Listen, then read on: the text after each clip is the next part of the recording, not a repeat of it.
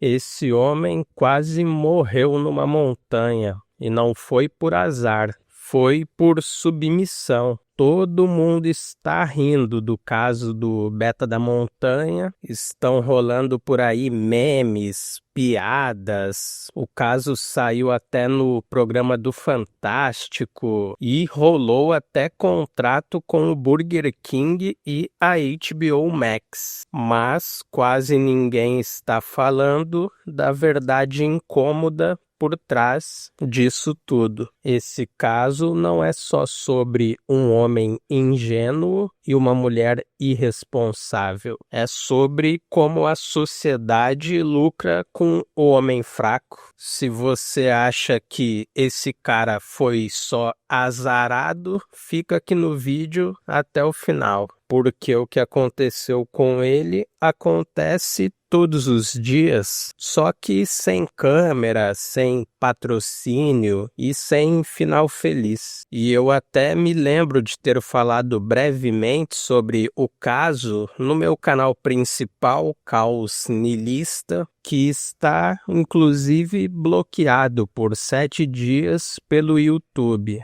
porque eu andei falando palavrinhas que machucam. O link do canal principal está aqui abaixo para quem quiser se inscrever. Acho que tenho mais 2 dias de bloco, depois eu volto a postar lá normalmente. E eu basicamente vi que a maioria, se não todos os produtores de conteúdo da comunidade falaram sobre esse caso. E não é para menos. Foi um episódio que tomou proporção nacional, então era inevitável que aqui no nosso meio isso também fosse ser comentado. E tudo começou quando uma digníssima simplesmente abandonou um homem no meio de uma trilha, em uma montanha, em um local totalmente desconhecido, deixando o cara à própria sorte para seguir a trilha dela sozinha, como se não fosse nada. E aí por dias as pessoas não sabiam se o tal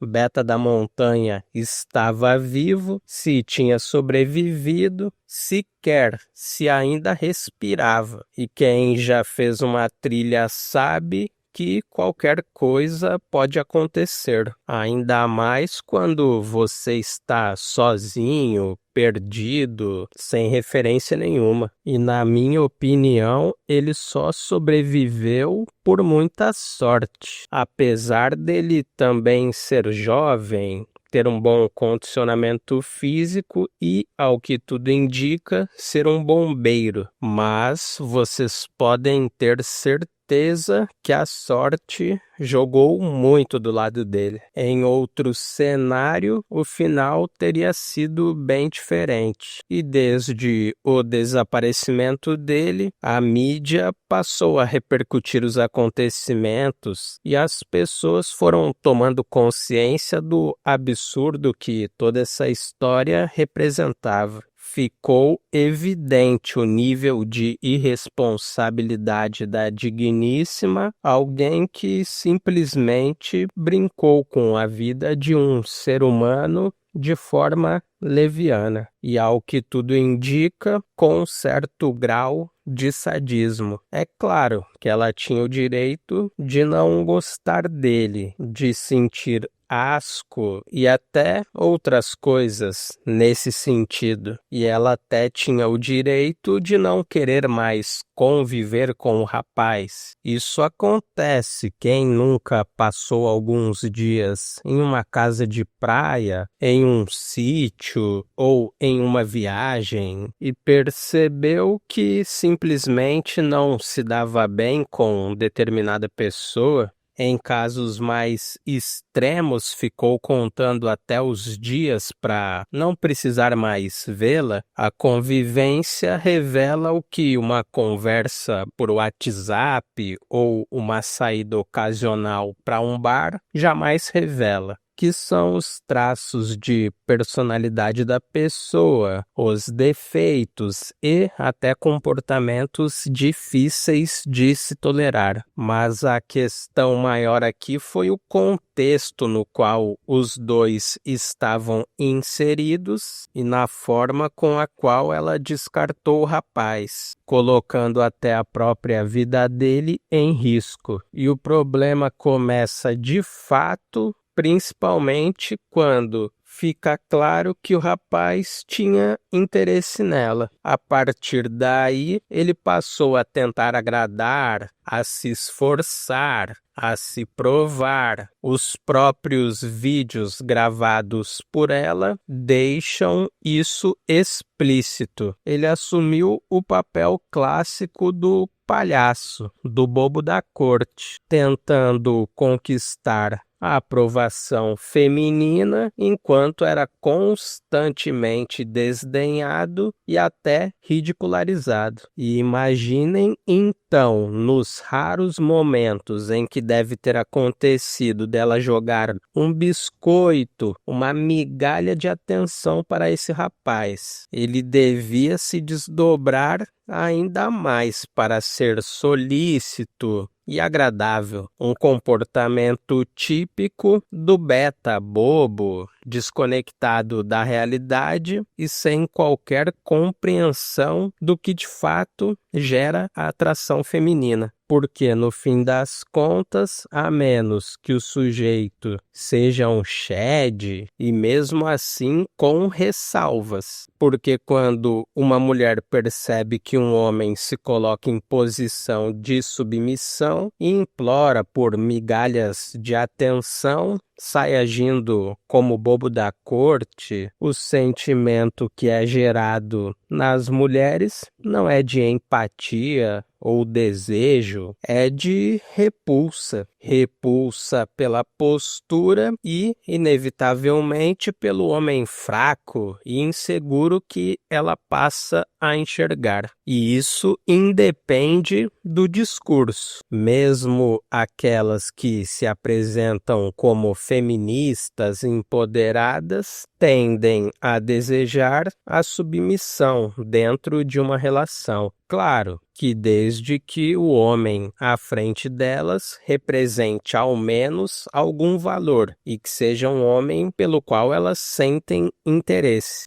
E a síndrome do bobo da corte é basicamente um nome que eu dei para esses homens betas e gados que vivem em função de querer agradar as mulheres a qualquer custo e que estão sempre por aí dizendo exatamente o que elas querem ouvir ou o que eles acham que elas querem ouvir. E aí os caras querem se mostrar solícitos e prestativos a todo momento, sempre ali querendo se provar e agradar as digníssimas, implorando por migalhas de atenção de forma muitas das vezes até desesperada, que é de dar nojo em muitas mulheres e até nos homens que são ali mais despertos e que veem essa situação de longe e sentem aquela vergonha alheia. E aí, no fim das contas, foi exatamente isso que aconteceu. O sujeito subiu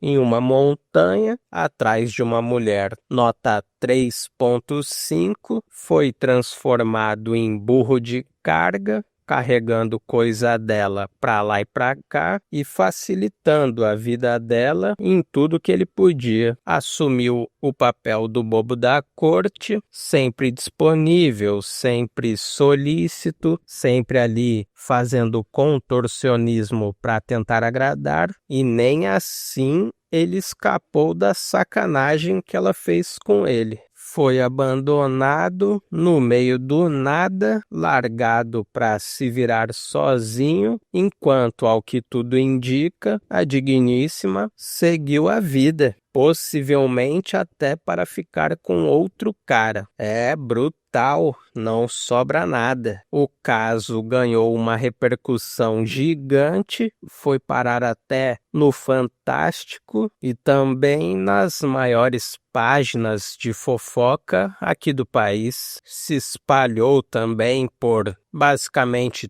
todos os nichos quase aqui do YouTube e principalmente aqui na comunidade. O rapaz que até então tinha virado chacota acabou tendo boa parte, talvez até a maioria do público ao seu lado. E isso até que é um feito épico, porque quem observa a realidade sem muito romantismo sabe que raramente uma mulher é rejeitada pela sociedade e menos ainda responsabilizada por ela. Muito pelo contrário, mas dessa vez, fugindo à regra, as opiniões ficaram mais a favor do Beta da Montanha. E após todo o ocorrido, depois que ele foi resgatado com vida, conseguiu chegar ao fim da trilha depois de muita luta e muito sofrimento, o rapaz foi dar entrevistas na mídia, fechou até contrato para fazer propaganda com o Burger King e, ao que tudo indica, também com a HBO Max e até com marcas de roupa. Apesar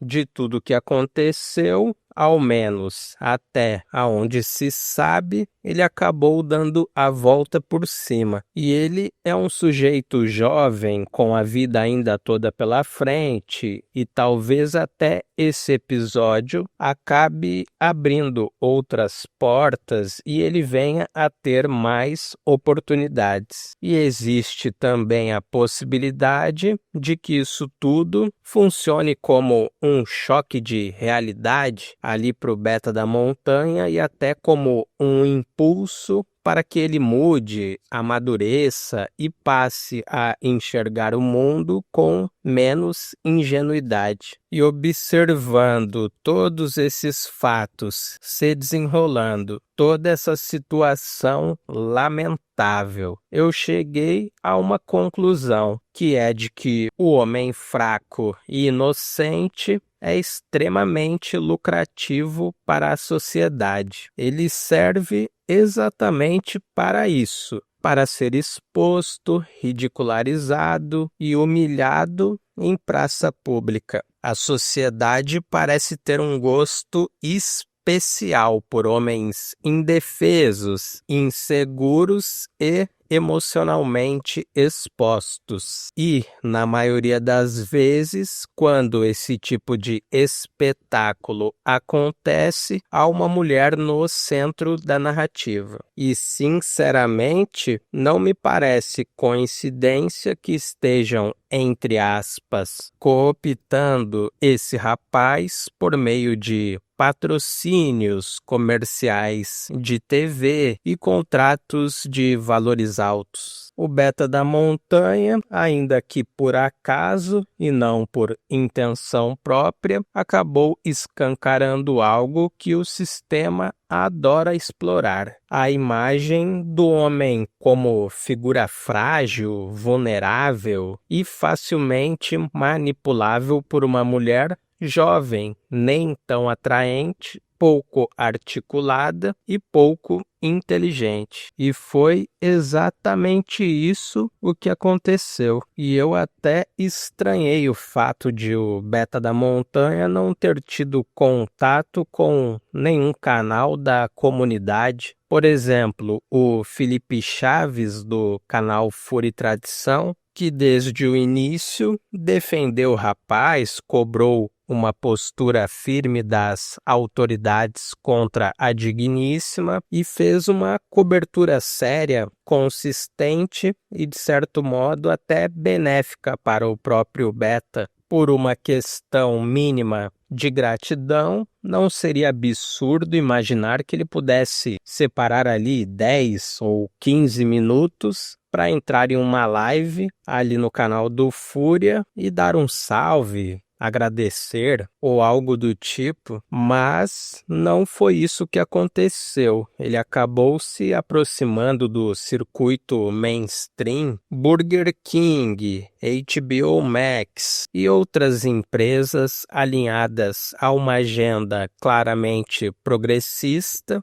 empresas que, muito provavelmente, vão se aproveitar da imagem do rapaz, ainda que pagando bem para isso. Afinal, se o Brasil inteiro já viu como uma mulher nota 3 de 5 conseguiu manipulá-lo, a ponto de quase levá-lo às últimas consequências, é fácil de imaginar o potencial que as grandes marcas possuem para manipulá-lo. Marcas essas que usam neurociência, psicologia e biologia aplicada ao marketing para entender como o cérebro decide, sente e reage. E nesse momento, ao meu ver, parece muito mais vantajoso para esse campo ideológico da esquerda, que é alinhado ao feminismo e contrário a qualquer discurso da rede, em manter o rapaz orbitando o mainstream do que vê-lo dialogando aqui com a própria comunidade, o que eu creio que eventualmente pudesse ocorrer, ou sei lá, talvez até ele mesmo abrindo um canal aqui no YouTube para falar por conta própria sobre tudo o que viveu e as complicações reais que ele enfrentou, já que agora ele está em evidência. E realmente eu fico bastante desconfiado dessa movimentação do mainstream em torno desse rapaz, ainda mais sabendo que eles dominam como poucos a arte de lucrar com a imagem do homem fraco e vulnerável. A figura do homem fragilizado é lucrativa, rende dinheiro, rende narrativa, rende capital político e, quando bem explorada, vira até produto. E não é por acaso que surgem aqui e ali tentativas constantes de empurrar a ideia de uma masculinidade menos tóxica, mais dócil, mais desconstruída e, por fim, mais obediente. Basta até vocês observarem atualmente no Big Brother Brasil, eu não assisto o programa, mas pelo que eu sei, tem determinados personagens que parecem empenhados em performar esse papel quase que didático do homem que pede desculpas por existir, que chora em público, que se oferece em sacrifício moral em troca de aprovação, biscoito e seguidores. O próprio Fiuk, filho do Fábio Júnior, em uma dessas edições, encarnou esse papel lamentável e pediu desculpas por ser homem, fez cena, chorou. Claro, tudo devidamente alinhado aos interesses do programa. Nada ali é espontâneo, nada é de graça. E eu, particularmente, sei muito bem disso porque já trabalhei em reality show. Tem tanta coisa que eu queria poder dizer, mas infelizmente não posso, até mesmo para me preservar. Mas enfim, essas agendas de desconstrução da masculinidade envolvem dinheiro, interesses institucionais, contratos, governos e, inevitavelmente, uma elite que sabe exatamente o retorno que esse tipo de narrativa gera. Por isso, até que não me parece plausível que pegassem um sujeito como Beta da Montanha, que, apesar de tudo, saiu por cima em um conflito com uma mulher moderna e passassem a despejar dinheiro e contratos sobre ele, sem que eles esperassem, no mínimo ali, algo em troca. Mesmo ele estando em evidência,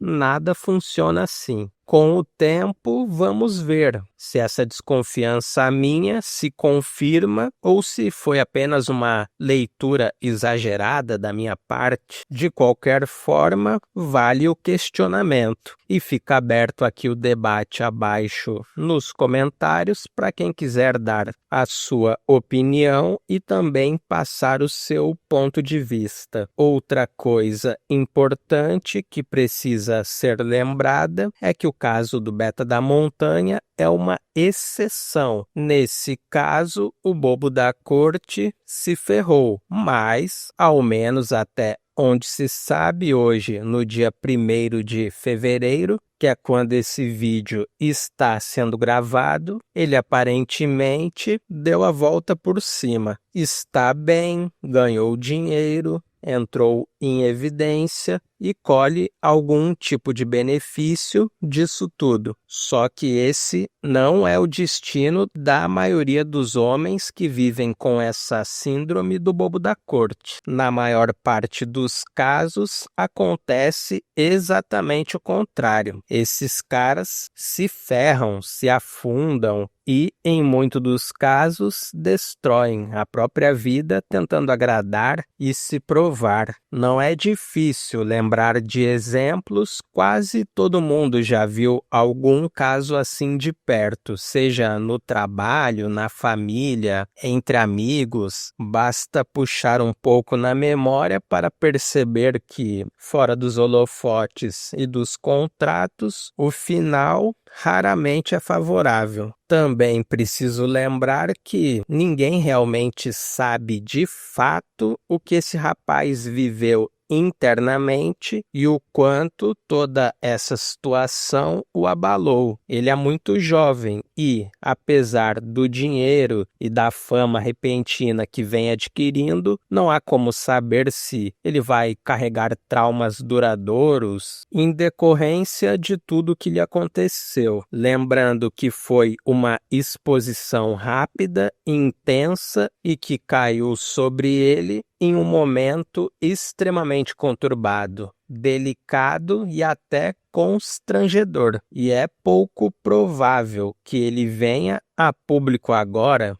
para admitir fragilidade, dizer que se sente mal ou fazer qualquer tipo de drama, mesmo que ele esteja abalado. Pois esse tipo de postura vinda dele agora só reforçaria a imagem negativa que já lhe foi atribuída, a do homem fraco, vulnerável, que se coloca em situações vexatórias por causa de mulher. Quase qualquer homem com o mínimo de dignidade tentaria manter, ainda que de forma forçada, uma postura firme e séria após algo assim. E não é nem por força, mas por sobrevivência simbólica, inclusive por estar há quase um ano estudando linguagem corporal, me chamou a atenção a postura do Beta da Montanha naquela aparição dele no programa Fantástico. Quando ele se encontrou com a Dora Bostileira, era visível o esforço que ele fazia para manter o tronco ereto, mas o corpo não acompanhava a intenção. Ele se curvava com frequência, apresentava tensão muscular, rigidez e microexpressões claras de apreensão e desconfiança. Até no aperto de mãos ali, isso ficou evidente. Foi ele que precisou se inclinar mais em direção a ela, enquanto ela manteve quase que 100% do tempo uma postura visivelmente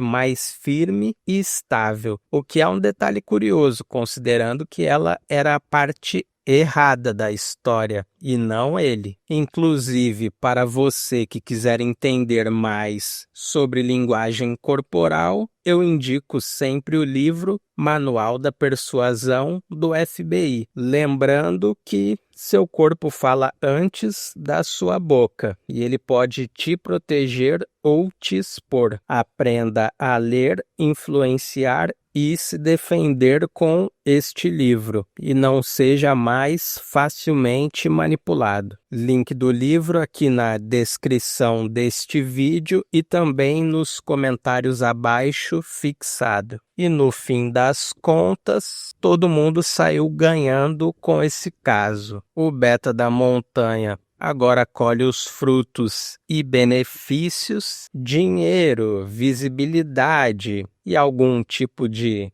capital simbólico. A mídia mainstream ganhou e continua ganhando com essa história. O pessoal aqui da internet teve pauta infinita para vídeos, cortes e monetização. O público se divertiu, deu muita risada, comentou em mesa de bar, viram um episódio meio raro aí, movimentar o debate público por semanas. A própria Dora Bostileira também ganhou, aumentou o seu número de seguidores, seguiu com suas trilhas e, até onde se sabe, continua com a vida normalmente. Do ponto de vista jurídico, sejamos realistas, não vai acontecer nada com ela. Mesmo que o rapaz tivesse tido um desfecho trágico, é difícil acreditar que as consequências seriam proporcionais. Com ele vivo, bem e agora ganhando dinheiro, esperar qualquer tipo de punição soa quase como ingenuidade. Quem conhece minimamente esse país em que a gente vive sabe como essas coisas costumam funcionar. Se os papéis estivessem invertidos, a história provavelmente teria outro tratamento e até outro desfecho, mas não foi o que veio a ocorrer. E para os seres de luz, as regras raramente se aplicam da mesma forma. No fim, como eu já havia dito, todo mundo ganhou com isso. Provavelmente, a única coisa que não ganhou absolutamente nada com isso tenha sido a masculinidade. Ela segue sob ataque constante, dia e noite, pelas vias mais baixas e vis possíveis, sustentada por narrativas cada vez mais absurdas, por leis de viés misândrico e por uma pressão sistêmica que parece empenhada em intensificar a perseguição contra homens que não querem e que não vão se dobrar. O recado é claro: espera-se que o homem aceite o papel de palhaço, que carregue o caos, a vergonha e o ridículo em silêncio, sob aplausos da plateia, que sirva de entretenimento moral para que os outros se sintam aliviados, superiores ou, no mínimo, confortavelmente identificados. É um circo bem montado e alguém sempre precisa estar no centro do picadeiro.